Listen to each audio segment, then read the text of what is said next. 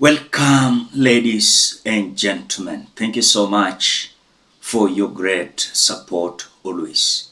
I'm so grateful for your continued support to this channel. Thank you so much, ladies and gentlemen. Last year, the CS of Labor, Alfred Mutua, promised Kenyans to have an overseas jobs, and specifically the Qatar police recruitment that will enable them to earn 250,000 Kenya shillings per month. During this recruitment, you saw young men and women turning up and showing, of course, themselves before the interviews. But now, as we speak, it turns that it is a scam, where several of them, they were required to pay certain amount of money to enable them reach Qatar so that they can have these Qatar police jobs. But as we speak, it is totally scam. After 6 months of interview, giving their money, no one is responding to them. They are so stranded, they don't know what to do, and still we call Alfred Mutua as the CS of the Labor, where he led Kenyans to be scammed.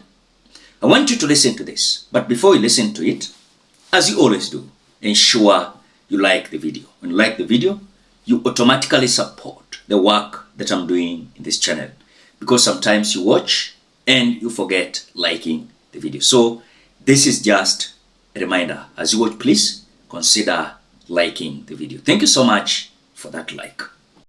Now, away from insecurity matters, a section of overseas job seekers who are successful in the government's Kazi Majuu initiative recruitment drive now say that they were swindled by the Ministry of Labour, saying that despite having provisional job offer letters, they are still in the country waiting to travel to Gulf countries for the promised jobs more than 6 months later. Emmanuel Tour reports that the distraught job seekers want the jobs or the money they paid out to be the recruitment agencies. They queued for long hours at the Kenyatta International Convention Center and at the Kabete Polytechnic, withstanding the scorching sun during the government's much-hyped Kazi Majuu initiative last year. The successful ones hoping that their search for greener pastures and a promised land was finally over. They were wrong.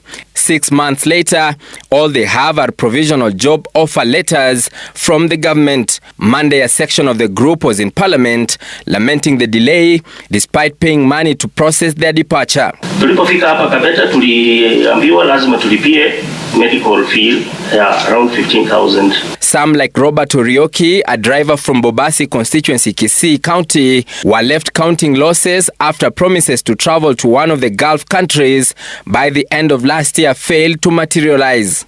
Hata tuliambiwa hiyo wakati tuliambiwa hata Christmas hatutakula hapa. Nikasema sasa baada ya kulipa hiyo pesa tukaongoja Christmas tukakula hapa. Nikasema tena tumekula hapa, wacha tungoje tarehe moja.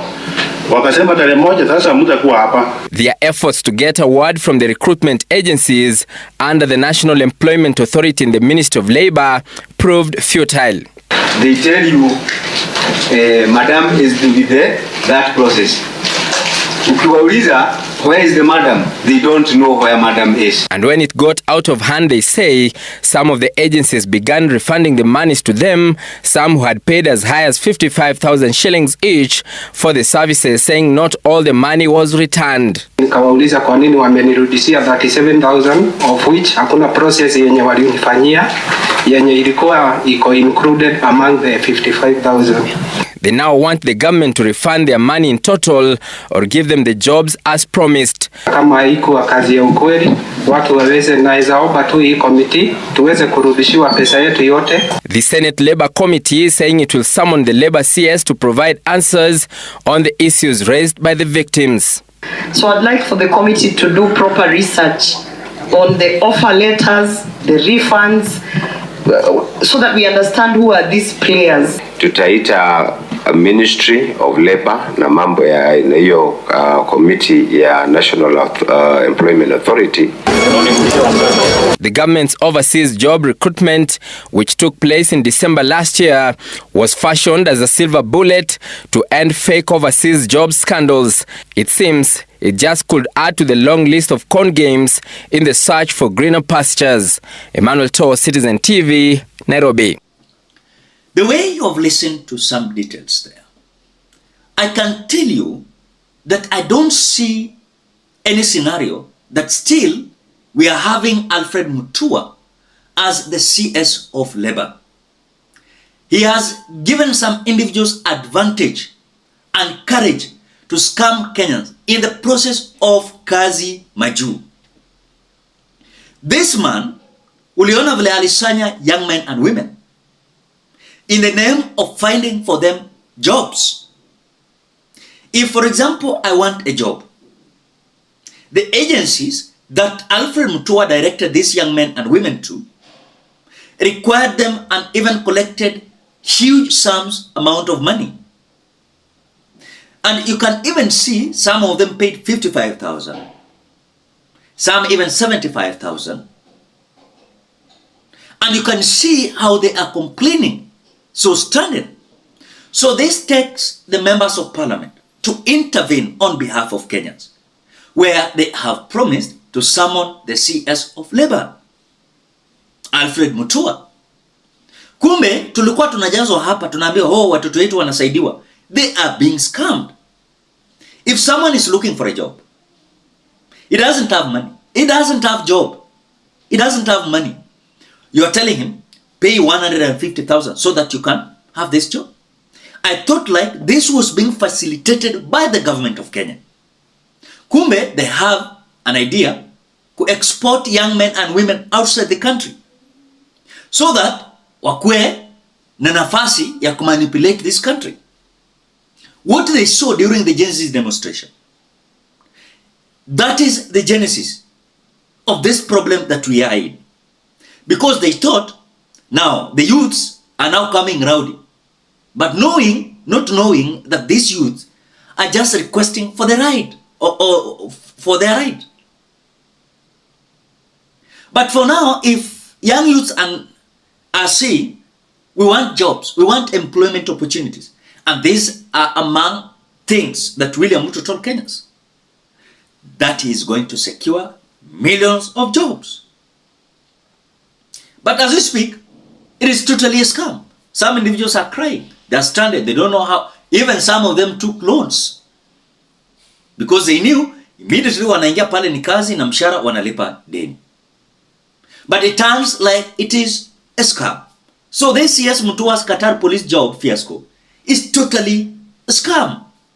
And I don't see any chance that you should give this man leading this country as a CS of Labor. Na yeye pia alijiingiza kwa ile uongo ya William Ruto. He is lying to Kenyans. Kazi iko huko majuu. I asked you here, mkikumbuka last year, kwani Kenya peke yake ndio wanatafuta kazi Qatar? Kumbuka kuna watu wa Uganda, wa Tanzania, wa South Africa, wa Ethiopia, Ghana, all over. Watu wanatafuta kazi Africa. So when the labor CS told us, we want about 5,000 of them or 250,000 of them. Kwani hizo kazi ni yenyu pekee. So I think there is a loophole here. That these individuals, they have realized this is the way to scam Kenyans. I know some individuals might say, hiyo ni mistake. Hapana, when a government is doing something, they should operate on something that they are sure of. For example, if there is a job in Qatar, hao watu wanakuwa na connection wa embassies nini, wanajua wanapata connection. Kuliko kama mimi naweza kuja niwaambie kuna kazi Qatar, sijui yoyote huko, nitakuwa na wascam. You know? So ukiangalia hizi agencies walipata advantage ya kuscam Kenya. So Alfred Mutua alikuwa anafanya kazi of course pamoja na hawa agencies. So when these Kenyans are claiming their money, watarudishiwe kama kuna kazi. What do you think, Kenyans? Drop your opinion at the comment section below. Otherwise, Thank you so much because of your great support. Please consider subscribing, liking, commenting, and sharing this video. Till we meet in another video.